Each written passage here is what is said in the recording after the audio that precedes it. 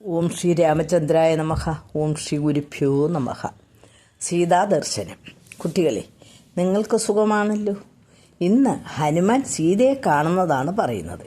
ഹനുമാൻ ലങ്കയിൽ എത്തിച്ചേർന്നപ്പോൾ സീതയ്ക്കും രാവണനും ഇടതുഭാഗം വിറച്ചു.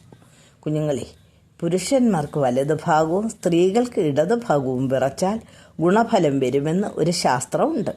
രണ്ടുപേർക്കും ഇടതുഭാഗം തുടിച്ചതുകൊണ്ട് സീതയ്ക്ക് നല്ലതും രാവണന് കഷ്ടകാലവുമാണെന്നാണ് പറയുന്നത്. ലങ്കാലക്ഷ്മി പോയ ഉടൻ ഹനുമാൻ സൂക്ഷ്മ ശരീരനായി കൊട്ടാരത്തിനകത്ത് പ്രവേശിച്ചു.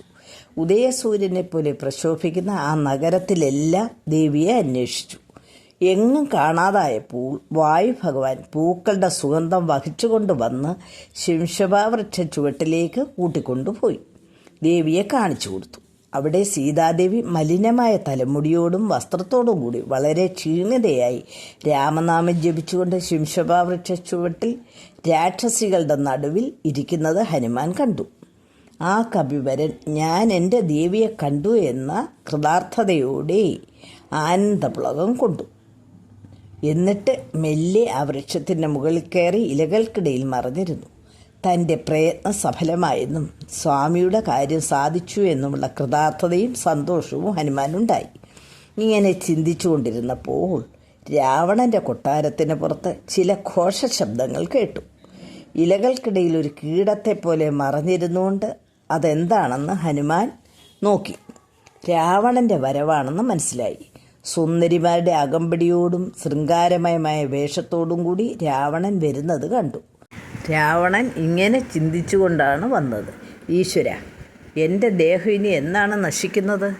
സാക്ഷാൽ ഭഗവാനെ കണ്ടുകൊണ്ടിരിക്കെ അദ്ദേഹത്തിൻ്റെ അമ്പുകൊണ്ട് മരിച്ച് വൈകുണ്ഠം പ്രാപിക്കാൻ എനിക്ക് എന്നാണോ കഴിയുന്നത്?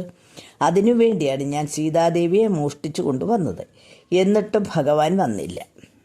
ഒരു കുരങ്ങൻ സീതാദേവിയെ അന്വേഷിച്ചു വരുമെന്നും വൃക്ഷക്കൊമ്പിൽ മറഞ്ഞിരുന്നിട്ട് പിന്നെ താഴെ ഇറങ്ങി അവൻ ശ്രീരാമ സന്ദേശം നൽകിയിട്ട് ഒരടയാളവും വാങ്ങി തിരിച്ചു പോകുമെന്നും ഞാൻ സ്വപ്നം കണ്ടിരുന്നു.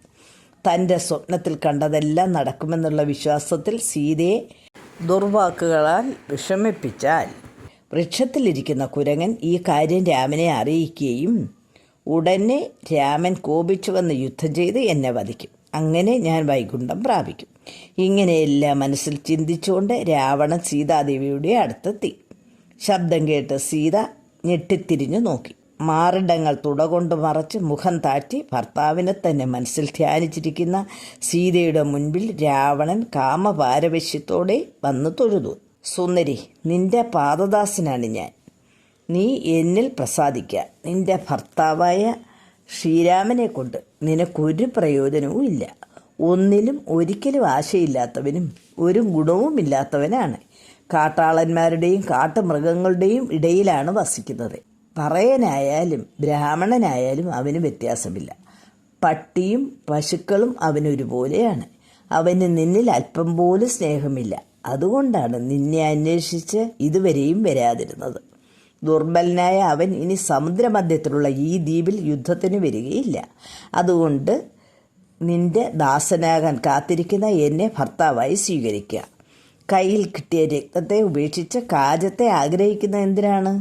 നീ എൻ്റെ ഭാര്യയായ രാജകീയമായി നിനക്ക് വസിക്കാം. ദേവസ്ത്രീകളും അപ്സരസ്ത്രീകളും എല്ലാം നിന്റെ ദാസിമാരാകും. എൻ്റെ വീര്യവും പൗരുഷവും പറയേണ്ടതില്ലല്ലോ. കാലന് പോലും എന്നെ ഭയമാണ്.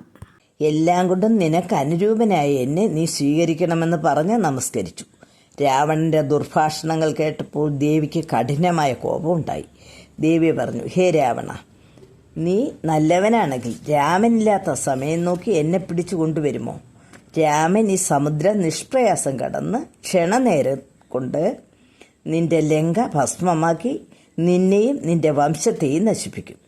ഞാൻ അതിനൊരു കാരണക്കാരിയാണ്. ഇത്തരത്തിലുള്ള അധിക്ഷേപ വാക്കുകൾ കേട്ട് കോപത്തോടെ രാവണൻ വാളൂരി വെട്ടാനൊരുങ്ങി. അത് കണ്ട് മണ്ഡോദരി കരുണ തോന്നി ഓടിവന്ന് രാവണനെ തടുത്തിട്ട് പറഞ്ഞു, അങ്ങ് ഈ ദുഷ്ടകർമ്മത്തിൽ നിന്ന് പിന്തിരിയണം. പാതിവൃത്യനിഷ്ഠയോടുകൂടി രാപ്പകൽ രാക്ഷസികളുടെ പരുഷവാക്കുകൾ കേട്ട് സഹിച്ച് ഭർത്താവിനെ തന്നെ ധ്യാനിച്ചു കൊണ്ടിരിക്കുന്ന ഇവളെ വധിക്കാനൊരുങ്ങുന്നത് പാപമാണ്. വീരപുരുഷന്മാർ സ്ത്രീകളെ വധിക്കുന്നത് ദുഷ്പേരുണ്ടാക്കും. ഇങ്ങനെയുള്ള മണ്ഡോദരിയുടെ വാക്കുകൾ കേട്ടപ്പോൾ ലജ്ജിതനായി രാക്ഷസ സ്ത്രീകളോട് ഇവളെ വശപ്പെടുത്താൻ പറഞ്ഞിട്ട് അന്തഃപുരത്തിലേക്ക് പോയി. പിന്നെ രാക്ഷസ സ്ത്രീകളുടെ ക്രൂര വാക്കുകൾ കേട്ട് സീത ദുഃഖിതയായി തീർന്നു.